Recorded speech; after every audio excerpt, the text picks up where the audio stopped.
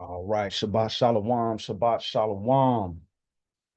My name is Yadon Yasharal. I'm with Israelites Gathering. Welcome to a special Bible study. We have our weekly Bible studies every Tuesday night, which is the fourth day of the week. But with the Moedim, with the holy days, we are in our Pesach on the feast day, which is the first day of unleavened bread. That means as the night fell, we moved into the 15th day of Abib, which means this is when we have the Passover feast, and we have 7 days of unleavened bread. So Samiyak Pesach and Hag Samiyak Matzah, joyful Passover and joyful feast of unleavened bread. So the class that we are going to do today for Shabbat study is we're going to be talking about the two Passovers. And before we get into that, if you haven't already, you can visit our website, israelitesgathering.com. You can download our calendar, which will give you all the holy days.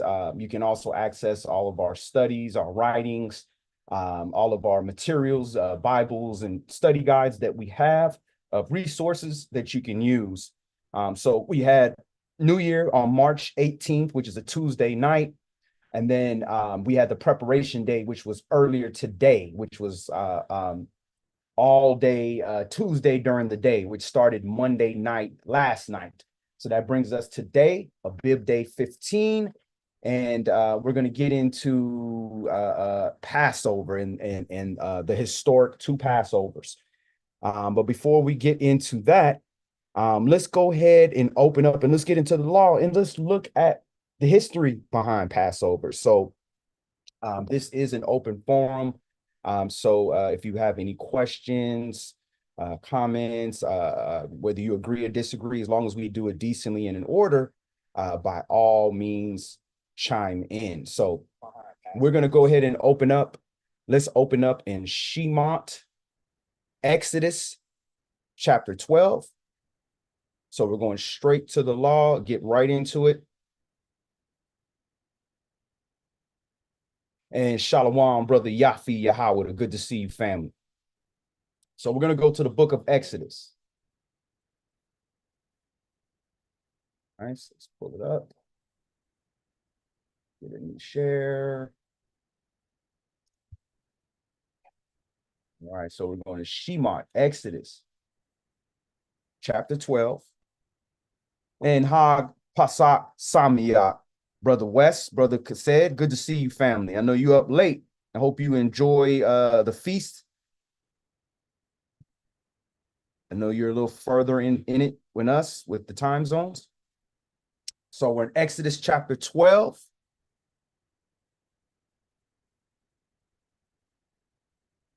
And we're at verse 1.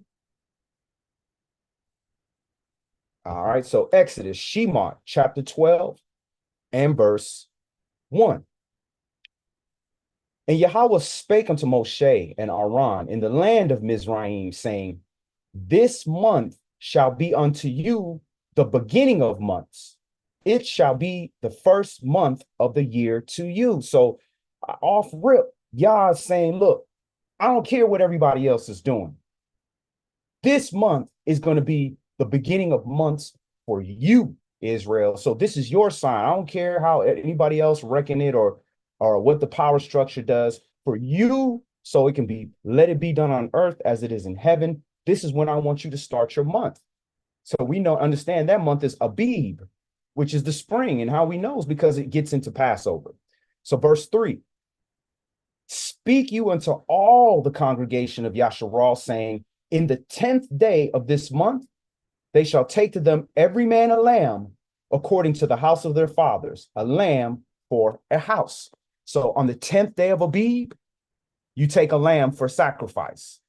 Very similar to the 7th month, which is the second half of the Shana, second half of the year, you're also having a lamb for your atonement. So it's doubled. Verse 4. And if the household be too little for the lamb, let him and his neighbor next unto his house take it according to the number of the souls. Every man according to his eating shall make you count for the lamb. So instantly we have no covetous and no greediness and hoarding fixed into our law, because it's saying, listen, if you're a small household and the lamb is just too much, that's fine. Share it with your neighbor, because this is not about having some big feast and having leftovers and all that. This is about us coming together as a people. Verse 5, your lamb shall be without blemish, a male of the first year. You shall take it from out the sheep or from the goats, and you shall keep it up to the 14th day of the same month. And the whole assembly of the congregation of Yasharah shall kill it in the evening. Now, we need to look at this right here, because it implies like you're killing it on the 14th day. Like that's when this is going down. But that's not true. When you look at what it says here, it's bane. The Hebrew word that was it in is bane. And that word literally means between. Between, it's a preposition. So you're supposed to kill it between the evenings. So for us to understand what that means, between the evenings, you have even, which is right between night and day, and you have it's growing to even, and after even, when it's growing away from that even point where it's like kind of dusky or whatever, into night. So those are the two evenings. So you're supposed to kill it between when it's growing dark, and between the other evening when it's completely dark. In between that is when you're supposed to kill it. So this can't be done on the 14th. Verse 7, and they shall take of the blood and strike it on the two side posts and on the upper door posts of the windows, posts of the houses wherein they shall eat. And let me clarify that. You are killing it at the end of the 14th day. So you're not killing it at the beginning. You're killing it between the two evenings. So that means you're killing it technically. Evening for us starts about 3 p.m. That's when evening starts according to the Hebrew measurement of time. So does that mean it's night? No, that means it's growing towards even, which is going to be that dusky point. And then after that dusky point, then it goes from there into evening again, which is dark. That's evening, morning, and the first day. Verse 7. And again, they take the blood, strike it on the two side posts, on the upper door posts of the house, wherein they shall eat. And they shall eat the flesh in that night, roast with fire and unleavened bread, and with bitter herbs they shall eat it. So again, they're eating it that night.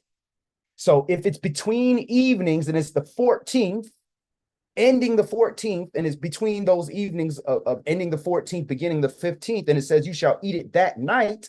Well, when that night comes, it's the 15th. So that's where we are now. Now we are in unleavened bread day 1, which is the feast of Passover, matzah and Pesach, right? Verse 9, eat not of it raw, nor sodden it all with water, but roast with fire, his head with his legs and with all the pertinence thereof. So it's implying that this has to be quick. This is not something where you got time to gut it and take out all the insides and take your time and boil it and, no, roast it. This is quick. We're supposed to eat this in haste. And here's the proof, verse 10. And you shall let nothing of it remain until the morning. And that which remains of it until the morning you shall burn with fire. So this is not something the Most High wanted us to sit on. He wanted us to do this in haste and to move. Verse 11. And thus you shall eat it with your loins girded. That means you're tied up tight, ready to go. Your shoes on your feet and your staff in your hand, and you shall eat it in haste. It is Yahweh's Passover. So we're to eat it in haste. We didn't have time to prepare all this and do that. We had to memorialize what our ancestors had to go through. They had to move quickly because they knew that destroying angel was coming. See, we kind of drag our feet now because we ain't worried about no destroying angel. But this original Passover, the children of Israel had saw all these other plagues and they knew Yah was real. So they weren't testing him. The first 9 plagues that they had, they were saved by being purely Israel. But when it came down to this last plague, if they were not obedient, they would die. So they took it serious. So this is what we're memorializing. We take these holy days serious because our ancestors' lives were tied into this. And this is tied into the life of Mashiach, which we're going to get into as we go into the class further. Verse 12. For I will pass through the land of Mizraim this night, and will smite all the firstborn in the land of Mizraim, both man and beast. And against all the gods of Egypt, I will execute judgment. I am Yahweh. So that is a severe threat. You're talking about everybody who has a child. Their firstborn is going to be killed unless you're obedient to the instructions of the Most High. And that includes Israel too. See, this is the difference. This plague required you to have obedience not to get took. So the children of Israel took it serious because they saw what happened. Verse 13. And the blood shall be to you for a token upon the houses where you are. And when I see the blood, I will pass over you. And the plague shall not be upon you to destroy you when I smite the land of Mizraim. So he's telling you, this is what's causing the plague to pass over you. It's being covered under the blood, which is symbolic of being covered under the blood of Mashiach, of the Lamb, right? And then it's also symbolic of, are you going to keep my commandments? Because I'm setting up my kingdom.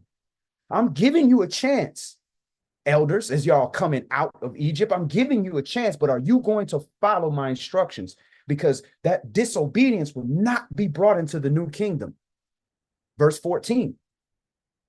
And this day shall be unto you for a memorial. And this is why we still memorialize this, because we are to remember this. A keepsake, a memento. And you shall keep it a feast to Yahweh throughout your generations. You shall keep it by a feast, by an ordinance forever.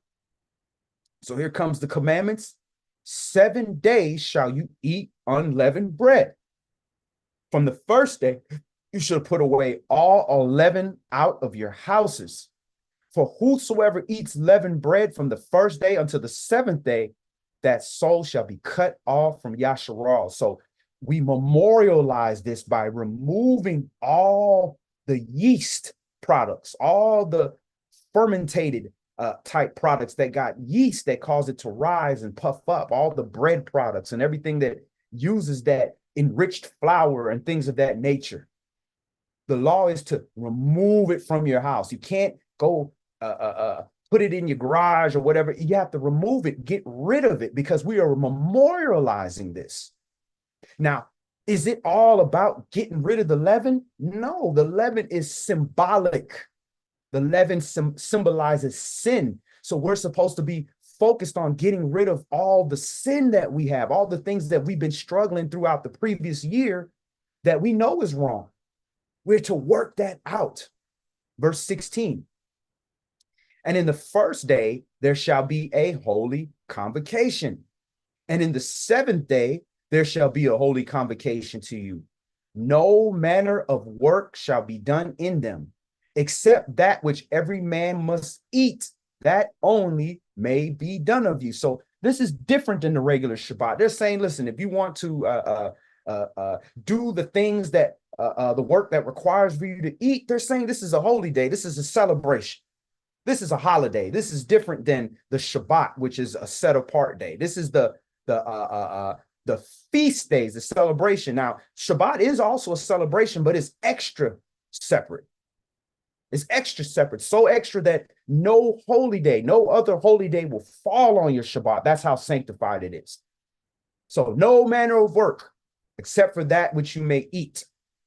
All right. So again, the first day, which is today, which means tomorrow, all day Wednesday, if you work during the day, you need to take that day off because that's the Sabbath on. You're to treat it like a Sabbath, right? And this is verse 17. And you shall observe the feast of unleavened bread. For in the self same day I have brought your armies out of the land of Mizraim. Therefore shall you observe this day in your generations by ordinance forever. So this is celebration of how Yah took us out of our captivity, the house of our bondage, and brought us back into our home. This is something that our children need to learn. They need to understand about this. This is something that we should honor and respect, being that we are outside of our home. This is what makes us the children of Israel, is by holding on to these laws, statutes, and commandments that the Most High gave us. All right, verse 18.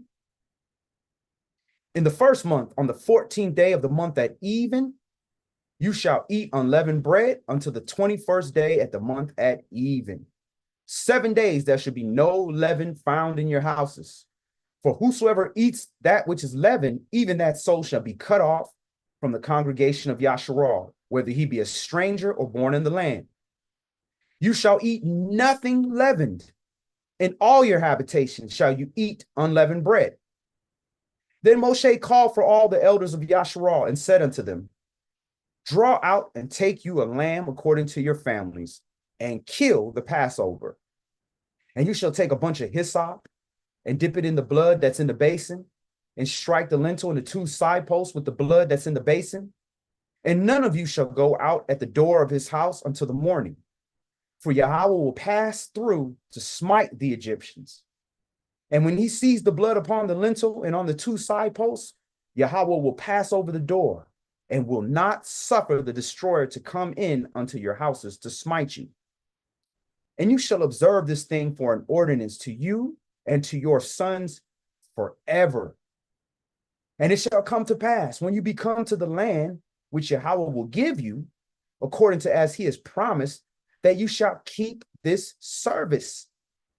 And it shall come to pass when your children shall say unto you, what mean you by this service? That you shall say, it is the sacrifice of Yahweh's Pesach, who passed over the houses of the children of Yasharal and Mizraim, when he smote the Egyptians and delivered our houses. And the people bowed their head and worshipped. And the children of Yasharal went away and did as Yahweh had commanded Moshe and Aaron, so did they. And it came to pass that at midnight, so if you look at the timeline here, this is how much of at haste this was. If the 14th was ending, this is Tuesday, for lack of a better word. This is 4th day is ending. Okay, 4th day is ending. Tuesday is ending. Night has now fallen, and now you're going into the 15th day. So they killed the Passover, and between the evenings of the 14th and the 15th, they killed it. They put the blood on the lentils, did all that, then ate the food, roasted it, and did all that, and had to be back in their houses by midnight. Because by midnight, that's when the destroying angel came. So they was not playing. And it came to pass that at midnight, Yahweh smote all the firstborn in the land of Mizraim, from the firstborn of Pharaoh that sat on his throne unto the firstborn of the captive that was in the dungeon, and all the firstborn of cattle. And Pharaoh rose up in the night, he and all his servants and all the Egyptians, and there was a great cry in Mizraim, for there was not a house where there was not one dead. Because even if you didn't have children, even the cattle, the firstborn of the cattle were dying. So even their animals, every firstborn that was not covered under the blood died. And it all happened around the same time, to the point where they were screaming. There was so much noise in Mizraim. Imagine everybody waking up or finding out, or from screams, waking up to screams, wondering, why is everybody screaming? Then they find out somebody dead in their house. And then the neighbor's like, what's going on? Why are you screaming? Then he checks on his son. His son is dead. This was nothing to be played with. And the Most High did this for us. He did all of this for us. Verse 31. And he called for Moshe and Aaron by night and said, rise up and get you forth from among my people, both you and the children of Yasharal, and go serve Yahweh as you have said. Also, take your flocks and your herds as you have said, and be gone, and bless me also. So he was terrified. He's saying, look, go, take your people, go and bless me on your way out. Verse 33. And the Mizrites were urgent upon the people that they might send them out of the land in haste. For they said, we be all dead men. And the people took their dough before it was leavened, their kneading troughs being bound up in their clothes upon their shoulders. And the children of Yasharal did according to the word of Moshe. And they borrowed of the Mizrites jewels of silver and jewels of gold and raiment. And Yahweh gave the people favor in the sight of the Egyptians, so that they lent unto them such things as they required, and they spoiled the Mizrites. And the children of Yasharal journeyed from Ramses to Succoth, about 600,000 on foot that were men besides children. And a mixed multitude went up also with them, and flocks and herds, even very much cattle. So you're looking, a mixed multitude left out with the children of Yasharal. But how did the mixed multitude even survive the 10th plague? The same way that the Gentiles will survive the plagues that are coming on the earth. They're going to have to be obedient to the Most High. They're going to have to keep his commandments. They're going to have to respect his holy days. So there were Gentiles that respected it, and they were able to leave out with the children of Yasharal. Verse 39. And they baked unleavened cakes of the dough, which they brought forth out of Mizraim, for it was not leavened, because they were thrust out of Mizraim and could not tarry. Neither had they prepared for themselves any victual. Now the sojourning of the children of Yasharal who dwelt in Mizraim was 430 years. And it came to pass at the end of the 430 years, even the selfsame day it came to pass, that all the hosts of Yahweh went out from the land of Mizraim. It is a night to be much observed unto Yahweh for bringing them out of the land of Mizraim. This is that night of Yahweh to be observed of all the children of Yasharal in their generations. And Yahweh said unto Moshe and Aaron, this is the ordinance of Pesach. There shall no stranger eat thereof. But every man's servant that's bought for money, when you have circumcised him, then shall he eat thereof. So you can't participate in the holy days and special offerings of Yasharal if you're not keeping the laws of Yasharal. You can't just, you hurt yourself.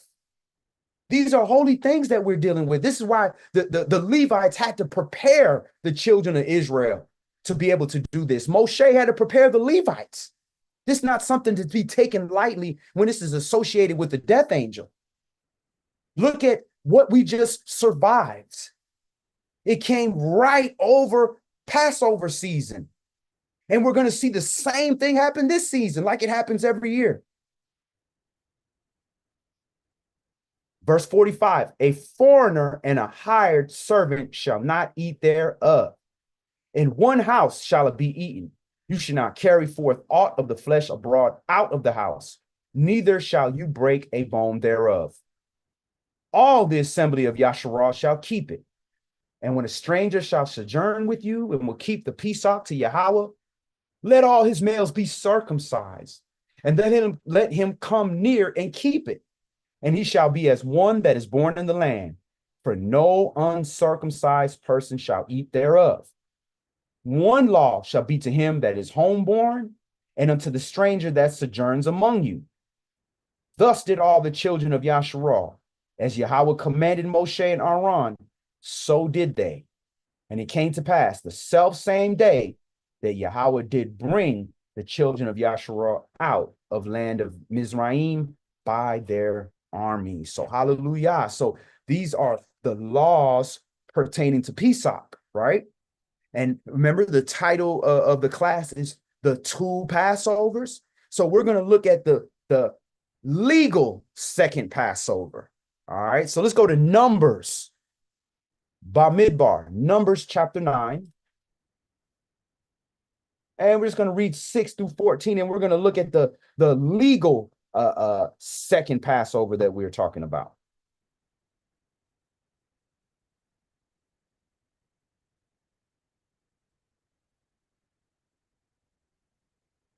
All right, so we're going to Numbers chapter 9. And we're going to start this at verse 6.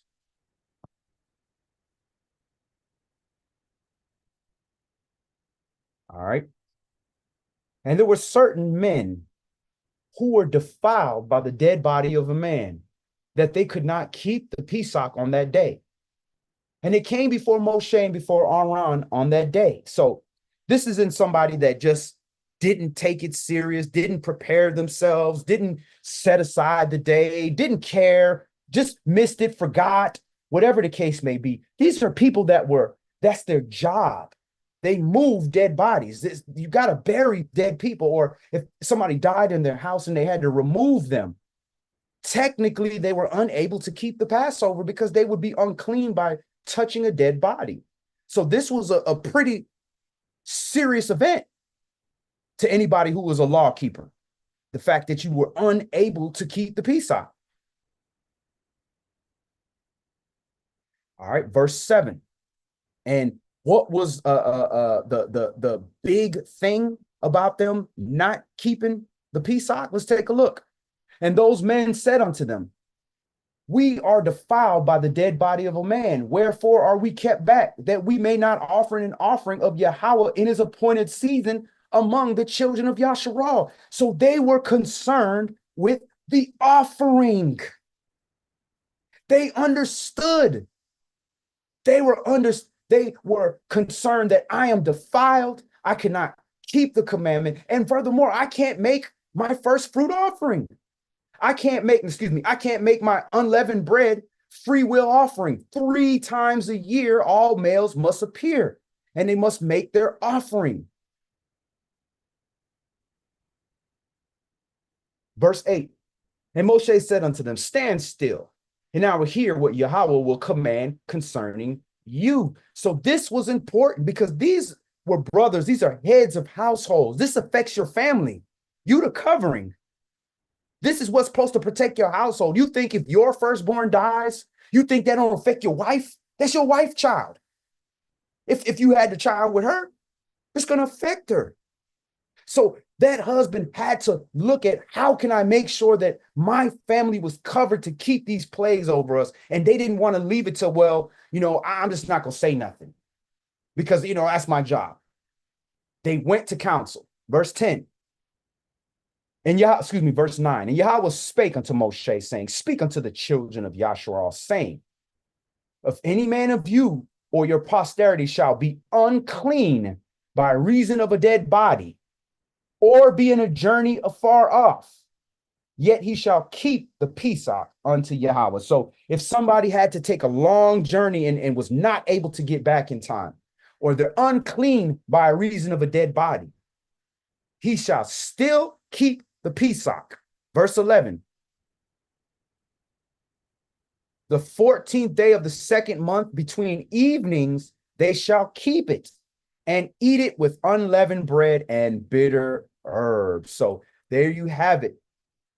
On the second month, so the month after Abib, between the evenings of the 14th and the 15th, you shall keep the Passover. So this was so important to the Most High that this is the only holy, not even on atonement did he do this. Did he say that if there's anything that stops you from keeping this for these important reasons that he gave, keep it the second month rather than you defile the Passover. That's how important it is. That's how holy he wants to keep this Passover, that he rather you skip and wait till the next month rather than defile it, because he wants that death to pass over you. And when you look at what's going on outside right now, everywhere we look, there's death. They just found a 5-year-old little boy in a canal just last week. There's no rhyme or reason. Death is around us. Celebrities dropping. They just found what the Nana rapper Scooter dead. People falling dead, and the police said they didn't even shoot him. The man supposedly fell and broke his leg and died. The Most High not playing with us, Israel. Verse 12. They shall leave none of it until the morning, nor break any bone of it. According to all the ordinances of Passover, they shall keep it. So they have to follow the same instructions. Okay, something happened? That's fine. Yah made a way for you. Just follow the instructions. Verse 13. But that man that is clean and is not in a journey and forbears to keep the Pesach, even that same soul shall be cut off from among his people. Why is he being cut off? Because he brought not the offering of Yahweh in his appointed season. That man shall bear his sin. What offering are you bringing during Pesach? We know what the law says we're supposed to bring. We're supposed to bring a lamb. But now we're going to talk again about this second Passover. We're supposed to bring a lamb, right? All right.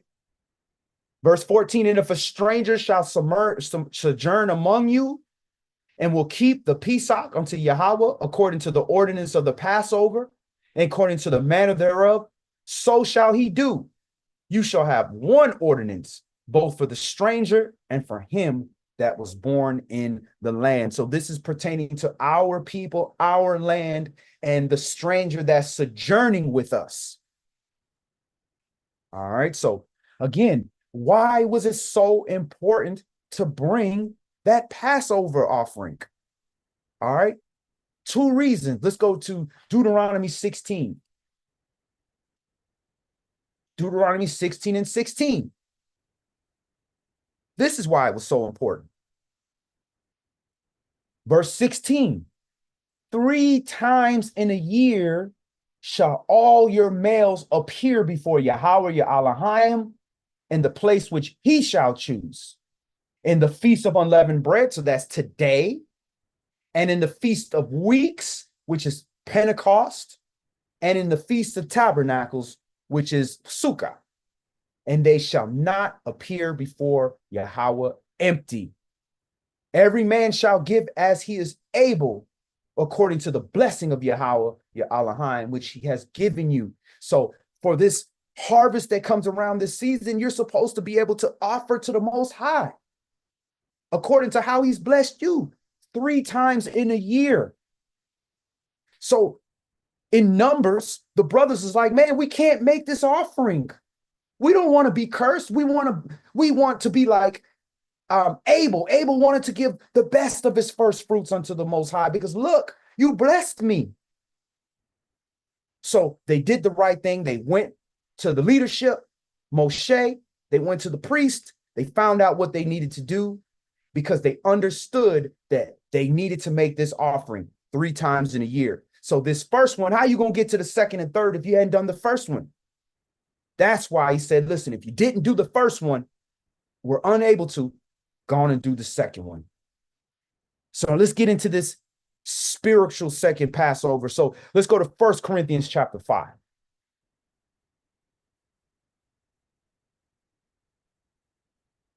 1 Corinthians chapter 5, and we're going to read 7 through 8.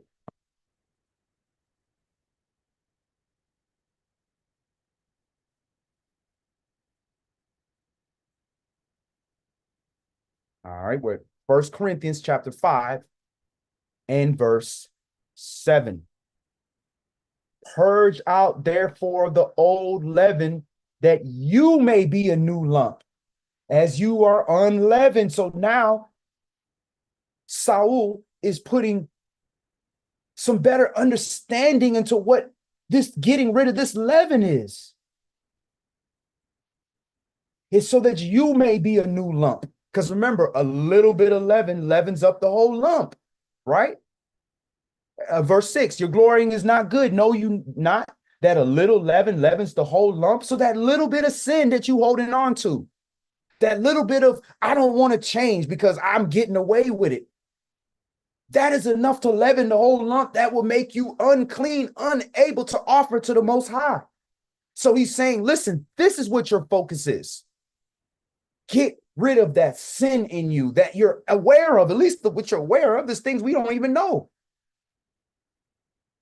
For even Mashiach, our Pesach, is sacrificed for us. Therefore, let us keep the feast, not with old leaven, not with the old sins, neither with the leaven of malice and wickedness, not with those old wicked ways of doing things, but with the unleavened bread of sincerity, which means you're doing this out of sincerity. Because you know Yah said this and you're giving a sincere try. You're not just showing up. You really doing this, and in truth, which means you're doing it according to the way you're commanded to do. This is how the Pesach is supposed to be kept, because Mashiach was our Passover lamb. All right, so there's your second Passover. He's our Passover lamb. And how we're going to see that? Let's go get right into it. Let's go to Matthew chapter 26. And we're going to see why in the death of the Mashiach, in his birth, death, and resurrection, why we keeping Passover today. Why we keeping it different than the Jewish people. The Jewish people just starting a new moon, which is the beginning of their new month. Why are they keeping it a different day than the day we keeping it? Well, the same thing happened at the time of Mashiach. And Shabbat Shalom, Brother Aaron Hicks. Good to see you, family. So we're going to Matthew chapter 27, and we're going to see that Mashiach kept, verse 20, chapter 26. We're going to see Mashiach kept a whole different Passover. So he kept his whole preparation day, Passover, and everything of unleavened bread.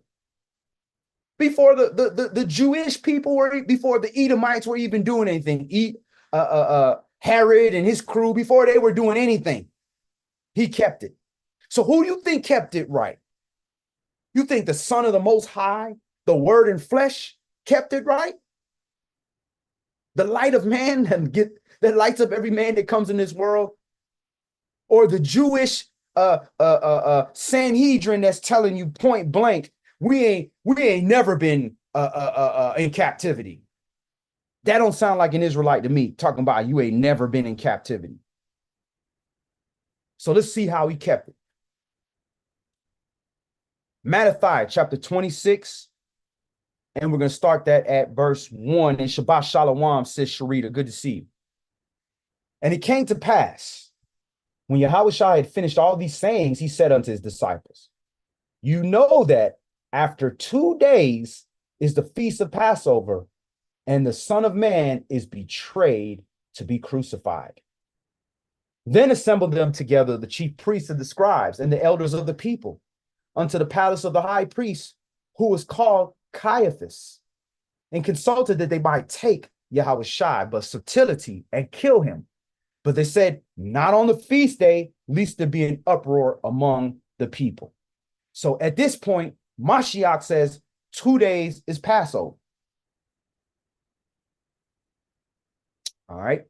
Now, when Yahushua was in Bethany in the house of Simon the leper, they came into a woman having an alabaster box of very precious ointment and poured it on his head as he sat at meat.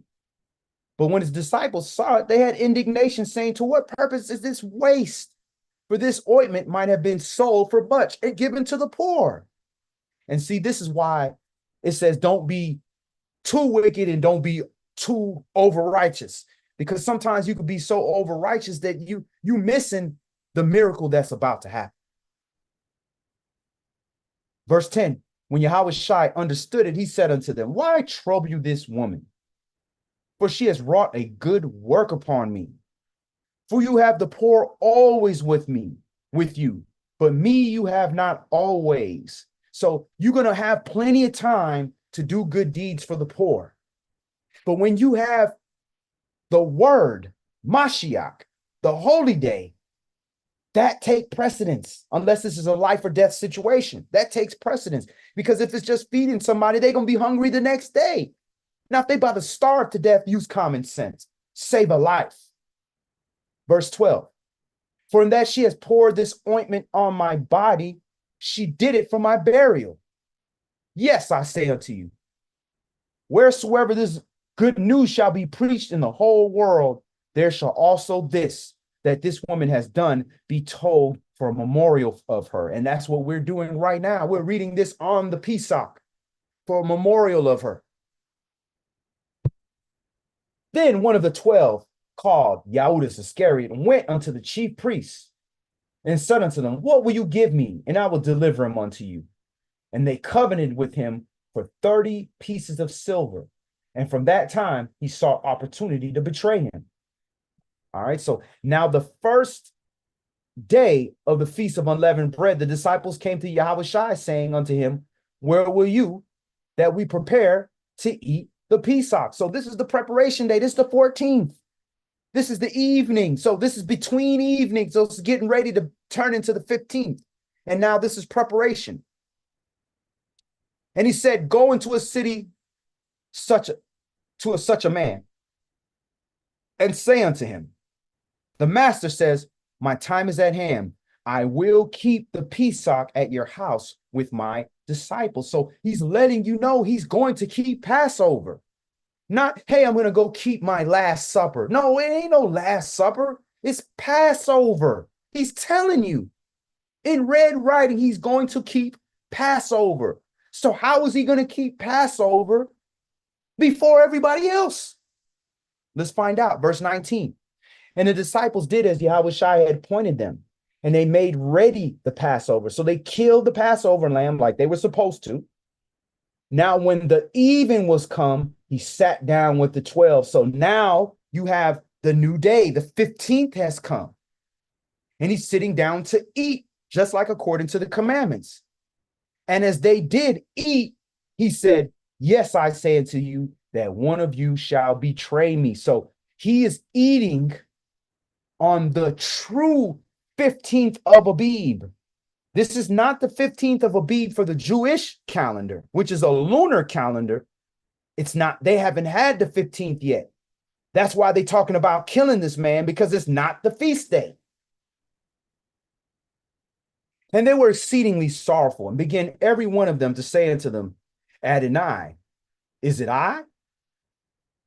And he said, he that dips his hand with me in the dish, the same shall betray me. The Son of Man goes as is written of him, but woe unto the man by whom the Son of Man is betrayed. It had been good for that man if he had not been born. Then Yahudas, which betrayed him, answered and said, Master, is it I? He said unto them, you have said. And as they were eating, Yahushua took the bread and blessed it and brake it and gave it to the disciples and said, take, eat, this is my body. So this is the second Passover. This second Passover is a different Passover than the initial Passover, because the initial Passover, they were eating lamb and all that. He breaking bread. And furthermore, he's doing this after eating the lamb. So this is something different. And he gave the bread and gave it to his disciples as a take, eat, this is my body. And he took the cup and gave thanks and gave it to them, and drink you all of it. For this is the blood of the New Testament, which is shed for many for the remissions of sin. So he's bringing a different Passover. The rest of the Jewish people and the rest of the Yahudim is keeping the first Passover, but they're not even keeping it on the proper day.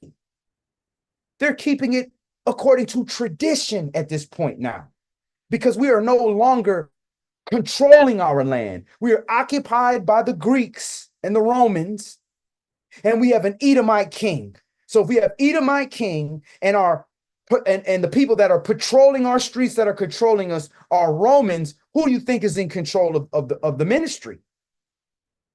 The same people that are in control of the country. But I say unto you, I will not drink henceforth of the fruit of the vine until the day when I drink of it new with you in my Father's kingdom. And when they had sung a hymn, they went out unto the Mount of Olives. Then said Yahushua unto them, all you shall be offended because of me this night. So this is still the 15th day of Abib, the same night. For it is written, I will smite the shepherd, and the sheep of the flock shall be scattered abroad. But after I am risen again, I will go before you into Galilee. Kepha answered and said unto them, though all men shall be offended because of you, yet will I never be offended. Here go further proof. Yahushua said unto them, verily I said unto you, that this night, before the cock crow, you shall deny me thrice, 3 times. So this is still the 15th. Mashiach is saying before the morning of the 15th, because the cock crows in the morning, right? This very night before the morning comes, you're going to deny me 3 times. So still in this 15th day, you're going to deny me 3 times. Kepha said unto him, though I should die with you, yet will I not deny you. Likewise said all the disciples. Everybody said, yeah, we'll die for this. Okay. Verse 36. Then comes Yahushua with them unto the place called Gethsemane, and said unto the disciples, sit here while I go and pray yonder. And he took with him Kepha and the 2 sons of Zebedee, and he began to be sorrowful and heavy. Then says he unto them, my soul is exceeding sorrowful, even unto death. Tarry you here and watch with me. So this is serious. He's like, man, my soul I'm realizing what is about to physically happen to my body. I'm about to be tortured and die. This is serious. Can you just at least take this serious, Israel, and wait up with me and pray with me and see what happens? And he went a little further and fell on his face and prayed, saying, oh, my Abba, if it be possible, let this cup pass from me. Nevertheless, not as I will, but as you will. So he was not excited to go get tortured to death. But he said, look, if there's another way, let me do that other way. But only if that's your will, Father. Because if it's your will that I suffer like this, I'm going to do it. This is our example. Verse 40. And he comes unto his disciples and finds them asleep, and says to Kepha, what? You could not watch with me 1 hour? So Mashiach is saying, look, man, you couldn't at least wait 1 hour. But unfortunately, they're human beings, they're flesh. They cannot understand the seriousness of this the way Mashiach understood it. So they didn't take it serious. Verse 41. Watch and pray that you enter not into temptation. The spirit indeed is willing, but the flesh is weak. So you think these angels don't know this great task that's about to happen? This amazing holy day that's here. You think the angels don't got to show up and make their appearances? You can go in Job and see the angels had to make their appearances. So of course, there's going to be a lot of temptation. There's going to be a lot of things that are going to cause you to fall asleep on the hour. When it matters, you're going to fall asleep if you do not pay attention. And this was the warning that he was giving us. That's why right around these holy days, all these things happen. Everything is in your way to stop you from paying attention. Verse 42. He went away again the second time and prayed, saying, "O my Abba, if this cup may not pass away from me, except I drink it, your will be done." So at the end of the day, look, I asked you one time, Father, but you told me what I needed to do. Okay, I asked, hey, if there's any other way, but only if it's your will. He didn't go back a second time begging him. He said, look, Abba, if it's your will, this is what's going to be done. Because if you want to stop this, you will stop this. But the same person that told me to go do it will stop it. Just like he did with Isaac. when he was going to have to, when Jacob was going to have to slay Esau. Yah stopped them. So you think Mashiach didn't know about that? Of course he knew about that. So he knew, listen, if it's your will, Yah, you're going to stop me. You're going to have a lamb in the thicket for me, like you did our father Yaakov. So if you haven't said anything, you haven't stopped me. So your will be done. I don't want the world or nobody to think that I'm not going to do what you told me to do, Abba.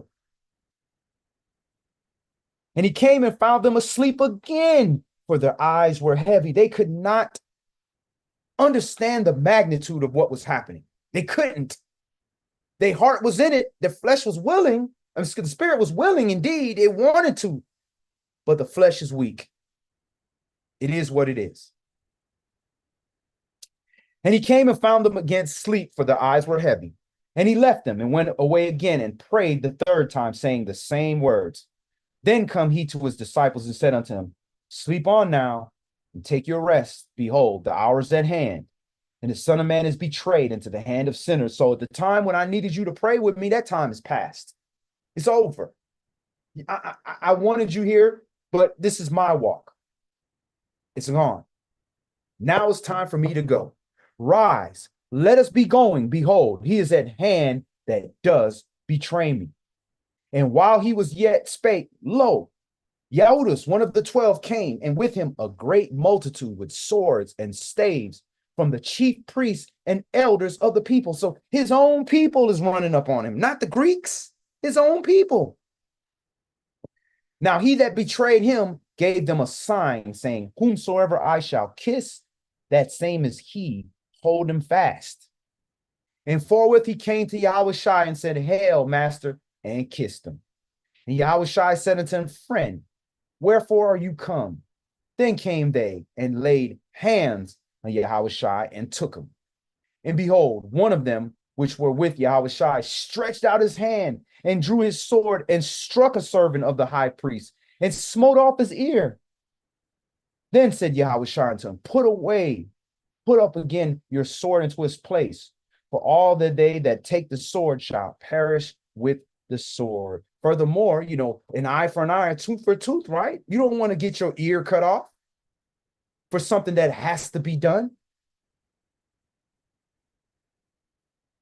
Verse 53, think you that I cannot pray to my Father, and he shall presently give me more than 12 legions of angels? You think I need you to defend me? I don't need you to defend me. What I need you to do is what I asked you to do. That's what I need you to do. But we want to do what we want to do. Verse 54, but how then shall the scriptures be fulfilled, that thus it must be? And that same hour said Yahushua to the multitudes, are you come out against me as a thief with swords and staves for you to take me? I sat daily with you teaching in the temple, and you laid no hold on me. So I'm not running from nobody. I was right there. But all this was done that the scriptures of the prophets might be fulfilled. Then all the disciples forsook him and fled. So in your time of need, some tests are for you. Some tests are for you. Everybody not going to be around there for you when you need them. Some things you're going to have to stand on your own, like Mashiach did, especially if you're the head of a household. You're going to have to bear that torture stake on your own, just like Mashiach did. Verse 57, and they that laid hold on Yahushua led him away to Caiaphas, the high priest, where the scribes and the elders were assembled. But Kepha followed them afar off unto the high priest's palace and went in and sat with the servants to see the end. So at least Kepha showed up. At least he showed up. You couldn't even find the other disciples. Now the chief priests and elders and all the council sought false witness against Yahushua to put him to death, but found none. Yea, though many false witnesses came, yet found they none. At last came 2 false witnesses. So they couldn't even find 2 witnesses that had enough gumption to lie against Mashiach. And said, this fellow said, I am able to destroy the temple of Yah and to build it in 3 days. And the high priest arose and said unto him, answer you nothing. What is it which these witnesses against you? But Yahushua held his peace. And the high priest answered and said unto him, I adjure you by the living Elohim that you tell us whether you be Mashiach, the son of Elohim. And this is when it talks about in Isaiah 53, when it talks about being dumb as a lamb. He could have answered them and told them, look, I'm Mashiach, Yahushua, the son of Yada. He didn't do that because at least they did not do what they were given to do, which was to offer up the lamb of Yahweh. And the high priest answer you nothing? And Yahushua held his peace, and the high priest answered and said unto him, I adjure you by the living Elohim that you tell us whether you be Mashiach, the son of Yahweh. Yahushua said unto him, you have said, nevertheless, I say unto you, hereafter you shall see the Son of Man sitting on the right hand of power and coming in the clouds of heaven. Then the high priest rent his clothes, saying, he has spoken blasphemy. What further need have ye of witnesses? Behold, now you have heard his blasphemy. What think you? They answered and said, he is guilty of death. Then did they spit in his face and buffeted him, and others smote him with the palms of their hands, saying, prophesy unto us, you Mashiach, who is he that smote you? Now, this is what our big brother Mashiach went through for us. This is a God, king, high priest who could destroy the whole world if he wanted to. And he's allowing his people to spit in his face and to hit him and smite him with the palms of their hands and make fun of him. So if he can do that, surely you can wink at ignorance and laugh rather than use the authority that you have. Verse 69. Then Kepha sat without in the palace. And a damsel came unto him, saying, you also was with Yahushua of Galilee. But he denied before them all, saying, I know not what you say. There go denial number one. And when he was gone out into the porch, another maid saw him and said unto them that were with them, this fellow was also with Yahushua of Nazareth. And again, he denied with an oath, I do not know the man. So now he's swearing with an oath. I promise you, with an oath, I do not know this man. And after a while came to him that they that stood by and said to Kepha, surely you also are one of them, for your speech bewrayeth you. So you even sound like you from Galilee. Your Hebrew is telling on you. And this is when you're in sin. This is what happens when you're in sin. You begin to curse and swear and become unagreeable because you're filthy, you're covered in sin. So to not appear sinful, you're inherently sinning even more. So he begins to curse and swear and lie and say, I know not the man. And immediately the cock crowed. Man, can you imagine that? You so caught up in your sin and your transgression that you don't realize that you're spitting on Yahushua, that you're literally fulfilling the prophecy that Mashiach said about you.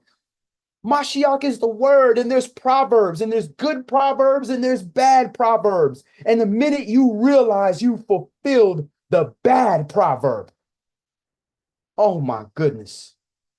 And Kepha remembered the word of Yahushua, which said unto him, before the cock crow, you shall deny me thrice. And he went out and wept bitterly. And this got to be one of the most bitter cries when you realize you done betrayed Mashiach. And he chose you to be the rock of his assembly. He has given you a charge and you fell. You denied him.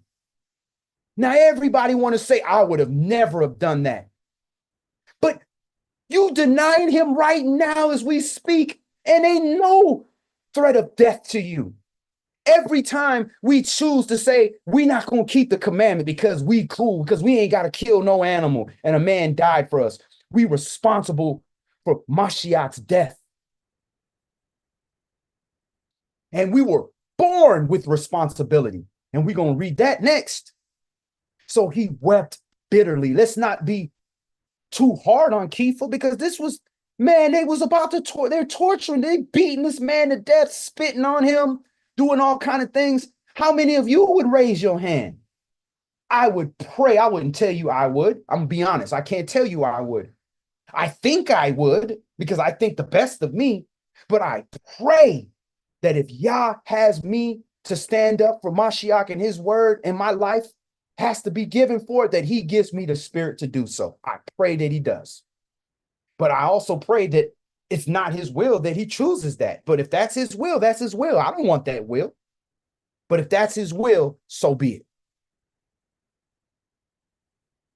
Let's go to chapter 27. Now we're going to look at him being tortured and buried, or even further.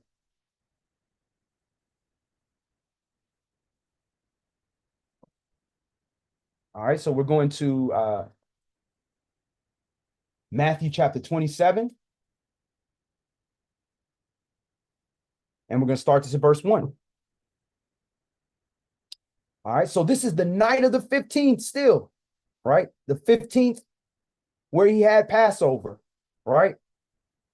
The 15th is now the daytime portion, because the morning was come, because the cock had now crowed. So now this is the daytime portion of the 15th. When the morning was come, all the chief priests and of the people took counsel against Yahushua to put him to death. So you know he kept a different Passover, because they just said in chapter 26, we can't kill him because of the feast day. So obviously he kept the feast day on a different day, because they just said we can't kill him. But now it's the morning of the 15th, and they talking about, man, let's put him to death. So they obviously on a different calendar. Verse 2, and when they had bound him, they led him away and delivered him to Pontius Pilate, the governor. Then Yehudas, which had betrayed him, when he saw that he was condemned, repented in himself and brought again the 30 pieces of silver to the chief priests and elders, saying, I have sinned, and that I have betrayed the innocent blood. And they said, what is that to us? See you to that. And he cast down the pieces of silver in the temple and departed and went and hanged himself. And what we want to learn from this is, listen, we've all betrayed Mashiach, every last one of us. We were born betraying Mashiach. But if you realize that you have messed up, and if it's in you to repent, repent. Don't ever get so bogged down with sin that you feel that there's no repentance for you, to the point that you kill yourself. A whole man died for you so that you could, the scales could fall off your eye, and you could really look at yourself in the mirror and see who you really are and work on that person. He died for that reason.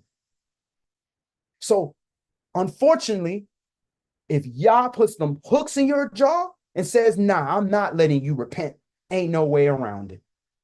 Just like he did with Pharaoh. Pharaoh couldn't repent, to the point where all his firstborns died. Verse 6.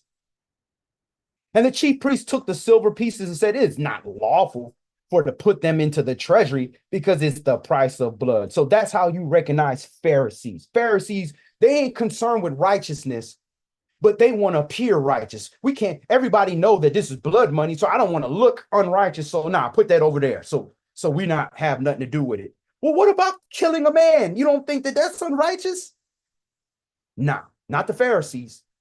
And that's how you see modern day Pharisees. A modern day Pharisees is pushing the law like they keeping the law when it benefits them, but when it doesn't benefit them, it don't exist.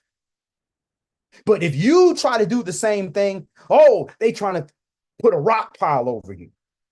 That's the Pharisees. So when somebody say you're like the Pharisees, you have to check yourself first. Are you being a hypocrite? Because that's the doctrine of the Pharisees, hypocrisy. Then humble yourself. But if they calling you a Pharisees because you literally just given the commandment to somebody and they pissed off about their uncleanness, then accept that. Accept it as a badge of honor. Verse 7. And they took counsel and brought with them the potter's field to bury strangers in. Wherefore that field was called the field of blood unto this day. Then was fulfilled that which was spoken by Jeremiah the prophet, saying, and they took the 30 pieces of silver and the price of him that was valued, whom they of the children of Yasharal did value. So they valued the life, our salvation. They valued it for 30 pieces of silver. That's what they valued this man as. And this was prophecy. It says Jeremy the prophet, that's Jeremiah the prophet. So Mashiach is the word in flesh. They're so blinded with sin, they can't see that he's fulfilling prophecy, and they're falling right into it. Everybody is going to play a part in prophecy. It's which side do you want to play? Verse 10, and gave him the potter's field as the Adonai, as Yahweh appointed me. And Yahushai stood before the governor, and the governor asked him, saying, are you the king of the Yahudim? And Yahushai said unto him, you sayest. And when he was accused of the chief priests and elders, he answered nothing. That's Isaiah 53, like a dumb lamb. He did not say anything because his flesh, Mashiach understood. This is the example. He understood that sometimes that flesh gonna get in the way because we're human beings. I might get afraid or I might get angry, because when we get afraid, a big reaction to fear is anger. People mask fear with anger. That's why men want to fight so much when they're angry, right? It's because they're afraid. When you're not afraid, you're not trying to fight. You're calm. You're trying to avoid a situation. I'm not trying to hurt nobody in my calmness. If I'm angry, maybe, but not in my calmness. So the chief priests, as they're questioning him, he realized that I could get angry. I could get afraid of the flesh, could get afraid. So I'm going to say nothing because I'm not going to give the flesh the chance to ruin what I'm here to do spiritually. Verse 13, then said Pilate unto him, hear you not how many things they witness against you? And he answered them to never a word, insomuch that the governor marveled greatly. The governor's like, wow, I got the right to have what I think is your life in my hands. You won't even speak because my life is not in your hands. It's in Yah's hands. And Yah said, I got to give it up. So ain't nothing you can say. Ain't nothing you can do. And how do you know when it's your time to do that? When Yah tell you to do something that's going to cause you to possibly die. If you die, it's your time to die, because Yah told you to do it. In his case, he told him specifically to die. But in your case, he may say, honor your father and your mother, which may cause you your life. It may say, be a covering to your wife, which may cause you a life. It may say, discipline your children, which may cause you your life. Your child might turn around and kill you like the Menendez brothers, right? It might cause you your life. But that's the sacrifice that you make. And just be appreciative that he ain't asking us to do things like Saul, Paul, where he getting stoned to death.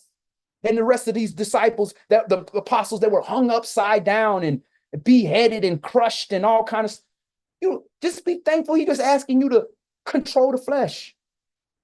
Verse 16. Verse 15. Now at the feast, the governor was wont to release unto the people a prisoner whom they would. And they had then a notable prisoner called Barabbas. So that was their little, lottery thing, celebration. Like, oh, y'all gonna have a feast? Okay, what we do when we have a feast, we gonna release prisoners. We gonna release somebody, make y'all feel good, right? And they had then a notable prisoner called Barabbas. Therefore, when they were gathered together, Pilate said unto them, who will you that I release unto you, Barabbas or Yahushai, which is called Mashiach? For he knew that for envy they had delivered him. So even the Gentiles knew that they was jealous of this man. What was they jealous of him from? For doing miracles? No, for keeping commandments. For simply keeping commandments and rebuking people, the leadership. Because who did he rebuke? He went at the leadership. He wasn't worried about the people at the bottom because the people at the bottom do according to the leadership. So he rebuked the leadership, and they were envious and hated him for that. When he was set down on the judgment seat, his wife sent unto him, saying, have you nothing to do with that just man? For I have suffered many things this day in a dream because of him. Even the Gentile's wife said, man, even y'all coming to me in a dream and telling me, don't mess with this innocent man. I'm telling you, you're going to bring destruction to your whole kingdom. And that's what happened. You put your hand on Yah's anointed. Where the Roman kingdom at now? Now they got a mixed Roman kingdom, mixed with Gentiles and Romans and Africans and Edomites and all kind of people mixed in now to keep that revived Roman kingdom. But the chief priests and elders persuaded the multitude that they should ask Barabbas and destroy Yahushua. The governor answered and said unto them, which of the two will you that I release unto you? They said, Barabbas.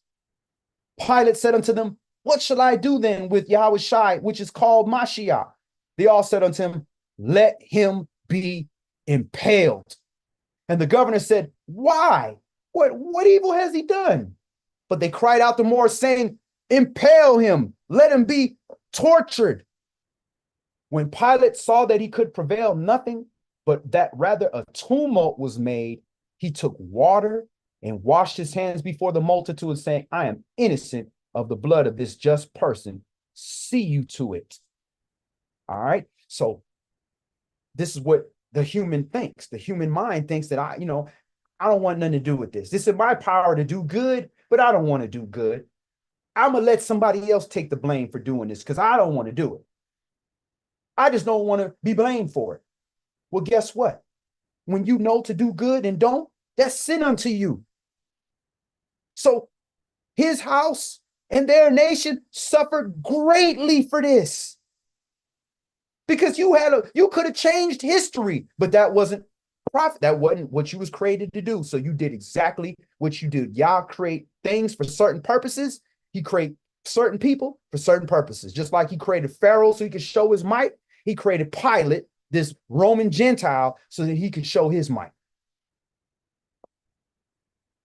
So after he washes his hands, this is us being born now, us modern day Israelites being born with his blood on our hands because of what our ancestors did. Look at verse 25. Then answered all the people. Were you there? Was your dad there? Was your mom there? Was your grandfather there? No. Nobody in your family was there. This ain't got nothing to do with us, but it got everything to do with us. Why? Because he said, his blood be on us and our children. And the law in Israel and Yasharal is if you kill an innocent man, that blood is on you. The same thing you did to that innocent man, that's going to happen to you. Verse 26, then released he Barabbas unto them. And when he had scourged Yahushua, he delivered him to be tortured, impaled. And let me tell you this. We ain't going to go all into this because this is a celebration day, even though we're talking about the sacrifice. I need for y'all to really, so you can have respect for this sacrifice. If you don't, go look up what the Roman so-called torture stake was. It is worse than being nailed to a cross. I would take being nailed to a cross over what really happened to him. And if you want a clue, go look at Shaka Zulu. Go look at that series. They did it to him. Verse 26. Verse 27. Then the soldiers of the governor took Yahushua into the common hall and gathered unto him the whole band of soldiers. And they stripped him and put on him a scarlet robe, mocking him. And when they had plaited a crown of thorns, they put it on his head and a reed in his right hand. And they bowed the knee before him and mocked him, saying, "Hail, King of the Jews." And they spit on him. And they took the reed and they smote him on his head. And after that, they had mocked him. They took the robe off from him and put his own raiment on him and led him away to torture him. And as they came out, they found a man of Cyrene, Simeon by name. Him they compelled to bear his torture stake. So they had to have another man carry the stake, the post that they was about to impale him with. And when they were coming to a place called Golgotha, that is to say, a place of a skull, they gave him vinegar, the drink mingled with gall. And when he had tasted thereof, he would not drink. And they tortured him and impaled him and parted his garments, casting lots that it might be fulfilled, which was spoken by the prophet. They parted my garments among them, and upon my vesture did they cast lots. And sitting down, they watched him there and set up over his head his accusation written, "This is Yahushua, the king of the Yahudim." Then were there two thieves tortured with him, impaled with him, one on the right hand and the other on the left. And they that passed by reviled him, wagging their heads and saying, "You that destroys the temple and builds it in 3 days, save yourself. If you be son of Yah, come down from the cross." So they were more concerned with you talking about you gonna knock down our great big building that we have, this great big thing that we have while we in captivity. Who gives a crap about some big building while you were in captivity because you won't keep the commandments? This is how carnal we are. We care more about the appearance and a building than we do with the commandments and the prophecy that we're fulfilling right then and there. Likewise, also the chief priests mocking him with the scribes and elders said, "He saved others. Himself he cannot save. If he be the king of Yasharal, let him now come down from the torture stake, and we will believe him. He trusted in Yah, let him deliver him now, if we will have him, for he said, I am the son of Elohim." And what kind of spiritual guide you are? And you saying a man only holy if he can do what he want to do, not if he do what Yah say do, if he can only do whatever he want to do. So that sounds like a magician to me. That sounds like you might as well get a sorcerer because he can do whatever he want to do. The man of Yah gonna do what Yah say do. The thieves also, which were tortured and impaled with him, cast the same in his teeth. Now from the 6th hour, so this is noon, so it's now noon of the 15th day. They're killing this man on Feast of First Fruits, on Passover. The 6th hour. There was darkness all over the whole land until the 9th hour. That's about 3 p.m. And about the 9th hour, Yahushua cried with a loud voice, saying, "Eli, Eli, lama sabachthani." That is to say, my Elohim, why has you forsaken me? Some of them that stood there when they heard that said, "This man calls for Elijah." And straightway one of them ran and took a sponge and filled it with vinegar and put it on a reed and gave it to him to drink. The rest said, "Let be, let us see whether Elijah will come to save him." Yahushua, when he had cried again with a loud voice, yielded up the ghost. So this is about the 9th hour. So the 9th hour is 3 p.m. Like we discussed earlier. At 3 p.m. is when evening starts, because you're growing towards even, which is right in between night and day. And then from night and day, right, that equal point where it's like Arab, which is dusky. Arab means mixed. It looks like blue on one side and yellow on another side. It's half and half.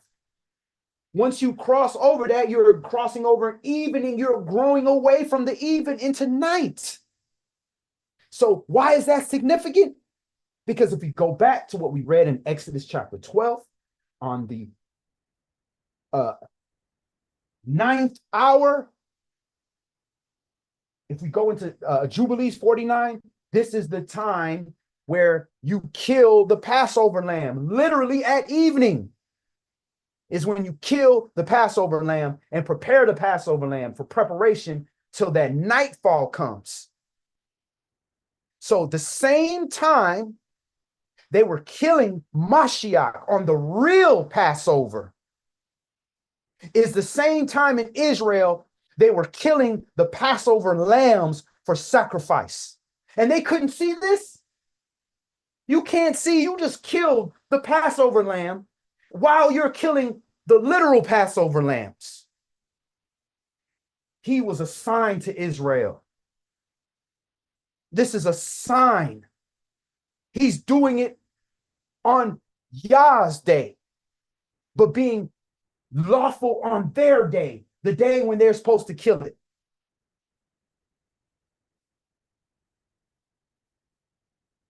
And behold, verse 51, the veil of the temple was rent in twain from the top to the bottom, and the earth did quake, and rocks rent.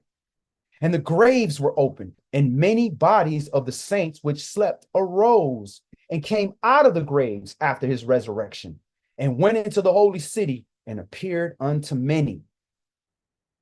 Now, when the centurion that were with him watching Yahushua saw the earthquake and these things that were done, they feared greatly, saying, truly, this was the Son of Yah. And many women were beholding afar off, which followed Yahushua from Galilee, ministering unto him, among which was Mary Magdalene, and Mary, the mother of Jacob and Joseph, and the mother of Zebedee's children. When the even was come, so now we are leaving 3 p.m., and now it's even. So now it's like right in between. Sun has gone down and it's right between day and night. It's a little, it's the beautiful colors out. They call it the magic hour, all that. It's about to be the 16th day, which they would call, which they keep as first fruits. But it's the 16th day of Abib. When the even was come, there came a rich man of Arimathea named Yosef. Also himself was Yahushua's disciple. He went to Pilate and begged the body of Yahushua. Then Pilate commanded the body to be delivered. And when Yosef had taken the body, he wrapped it in a clean linen cloth and laid it in his own new tomb, which he had hewn out in the rock. And he rolled a great stone to the door of the sepulchre and departed. So this man took Yahushua's body and laid it in his own tomb. Man, what kind of honor that is, that you would do that for this innocent man. And there was Mary Magdalene and the other Mary sitting over against the sepulchre. Now the next day that followed the day of preparation. Whoa, what's this? How's it the next day that followed the day of preparation? Oh, so they in their preparation day. So the next day, which was the real 16th, on the 17th, which is the following day after the 16th, which they were holding as the preparation day, the chief priests and the Pharisees came together unto Pilate, saying, Sir, we remember that the deceiver said while he was yet alive, after 3 days will I rise again. So he's already buried. He's already buried. He's resting on unleavened bread, literally, because the sun hasn't gone down. The sun has not gone down. He was tortured on that day. It's even. It's getting ready to go into the next day of the 16th, and he was buried. A sinless man, unleavened, and he kept the Sabbath and rested in the grave. Even in his death, he keeping the commandments. Verse 64, command therefore that the sepulchre be made sure unto the 3rd day, lest his disciples come by night and steal him away, and say unto the people, he is risen from the dead.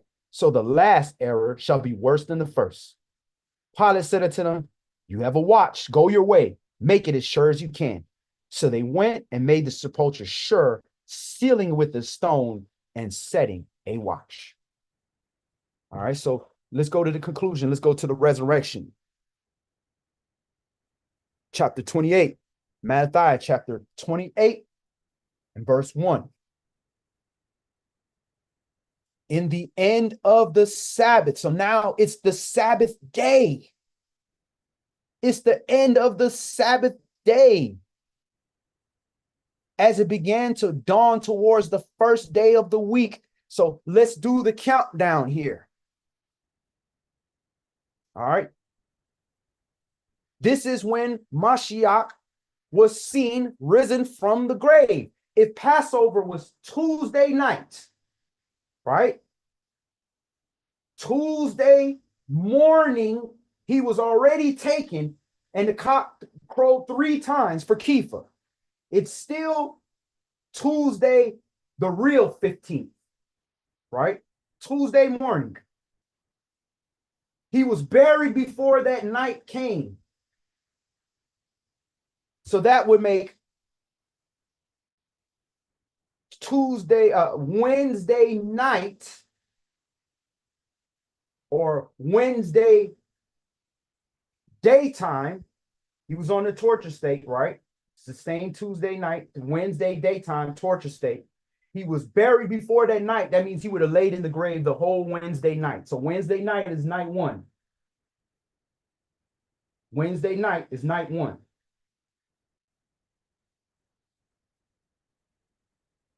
Thursday daytime, day 1.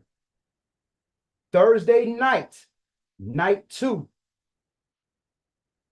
Friday day, night 3. Friday night, night 3. Saturday night, he would have rose from the grave. Anytime after that, he would have rose from the grave. That's why it says right here, in the end of the Sabbath, as it began to dawn towards the first day of the week. So it's about to be Sunday. He was seen, which means he was already rose. So that shows you that Passover got to be Tuesday night. He kept it Tuesday night. Wednesday, he was on the torture stake. Wednesday night, he was in the grave. Thursday night, Friday night, that's 3 nights. Saturday during the daytime, that's the last daytime portion. He rose. Saturday night starts, he'd have been into the next one.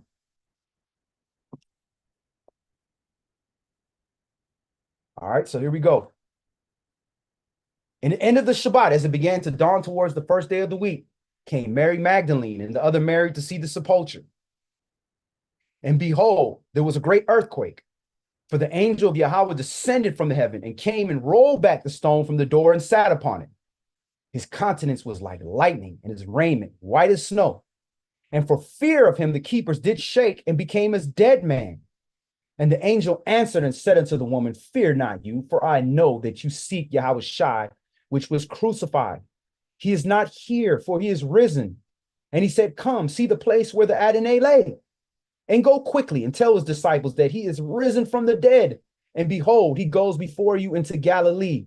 There shall you see him. Lo, I have told you. So why is Miriam there?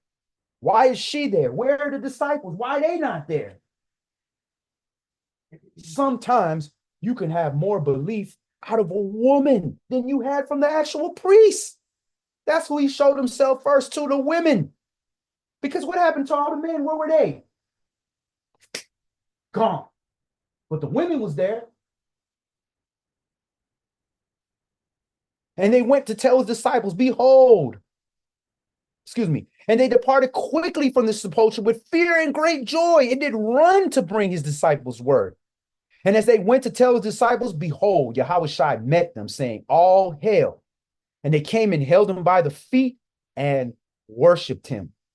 Then said Yahweh Shai unto them, Be not afraid, go tell your brothers that they go into Galilee, and there shall they see me. Now, when they were gone, behold, some of the watch came into the city and showed unto the chief priests all the things that were done. And when they were assembled with the elders and had taken counsel, they gave large money unto the soldiers, saying, Say you, his disciples, came by night and stole them away while he slept. And if this come to the governor's ears, we will persuade him and secure you.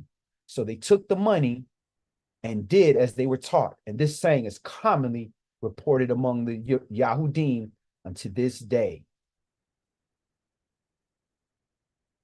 Then the 11 disciples went away into Galilee, into a mountain where Yahushua appointed them. And when they saw him, they worshiped him, but some doubted.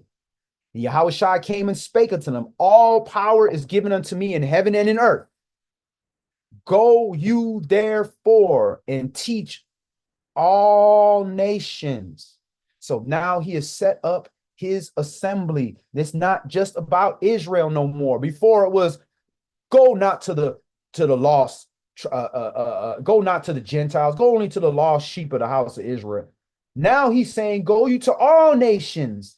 Furthermore, baptize them in the name of the Father, Yah, the name of the Son, Yahushai, and of the Holy Ghost. And the Holy Ghost, or the Holy Spirit, is the Spirit of truth. And what's the Spirit of truth? Thy word is truth. This is all according to the word, right? And who is the word? Yahushai. And that is how we get baptized in the name of Yahushua, because that's the only name that covers the Father, the Son, and the Holy Spirit. Yahushua. Verse 20, teaching them to observe all things whatsoever I have commanded you, and lo, I'm with you always, even unto the end of the world. Amen. So there you have it. This is why we're keeping Pesach on a different day. We're keeping it on a different day than everybody else because we're using a different calendar. So he kept a different Passover than what the Sanhedrin kept. He kept it on Tuesday night, according to the death sequence that we follow. His last words, his last everything. That's the only way it can fit. So why is he keeping it on a different day? Wasn't no mention of no, it was a full moon and this. They talking about keeping it and killing him on the same day that he kept Passover. So let us allow Mashiach to be our Passover. Again, it's not about the lamb. It's not about going to go get a lamb. Yes, we do this in memorial. But again, which Passover are you keeping? The original Passover, which, we can't even keep because we got to be in the land. We got to have the Levites. We got to share land with our neighbor and burn it. Roast. Are you trying to keep that one after we have a Passover lamb? Or are you trying to keep the Passover Mashiach kept, where he ate lamb, but it wasn't that he was going to go out there and sacrifice, do all that stuff. They ate lamb, but then he also had bread and he had the wine and they did the sacrifice. So again, this is the Feast of Unleavened Bread. It is a holy day, so it is a Sabbathon. You want to govern yourselves accordingly. That means you're able to do work pertaining to whatever to eat. That's fine. But other than that, no work that you get paid for. You take the day off, and it's a celebration day. It's a feast day. It's not a day to mourn for Mashiach. It's not a day to be mad at the Gentiles or the Roman. It's a day to celebrate, because despite all of what they did, this was part of Yah's plan that this would be done for us. So we celebrate. That's why we say Samiyah, joyful, Hag, feast, joyful feast. This is a joyful feast. This is not atonement. We have a day to take responsibility. Now, throughout the 7 days, you should have removed all the leaven out your house. There should be no leaven in your house, but you're to eat unleavened bread for 7 days straight. And guess what? If you find some leaven in your house during unleavened bread, what you going to do? Hang yourself like Judas? No. Get rid of the leaven out your house. Repent. Get rid of it. Apologize. Don't bring it back in your house. Just, okay, man, I forgot to get rid of this. My bad. Next year, remember that. Remember his sacrifice and say, I don't want to be part of his of killing him. And set this day apart, special, even more next year. All right. So again, like we read earlier in Deuteronomy 16:16, all males appear. This is the first appearance of the year. So all males will come together. If you have son or you have nephews or have anybody that's around you, you pray with them and we pray to the Most High. We make our free will offering. And what is the Father asking of us? Does he need your fruit? Does he need your animal sacrifice? He don't need none of that. He needs you. You're the offering because you're the children of Israel. And you can't offer a flawed offering. So you want to offer yourself, which means the best of what you have in you belongs to Yah, not to your money, not to your boss, not to your YouTube account or your Instagram. No, to Yah. That's where your best belongs. If that's what you offer and that's what you confirm. And you can only offer what you give them. You can't offer and say, Yah, I'm gonna build you, I'm gonna make you the best painting in the world. And you can't even paint. You don't even have hands. You have no talent. Well, that wasn't given unto you. You do what was given unto you. So whatever was given unto you, that's why it's called a free will offering. Whatever was according to what was given unto you. So all the males come together. We make our offering unto the Most High. We pray to get removed of the leaven from us. And then we do our Passover memorial, which is we eat the Passover bread and we drink of the vine, that Mashiach, which represents the spirit or his blood. So that's all we're going to do today. Yah's will, we'll see you for the regular week Shabbat. Until then, everybody enjoy your Sabbathon and Yah be with you and your families. Shabbat Shalom, y'all.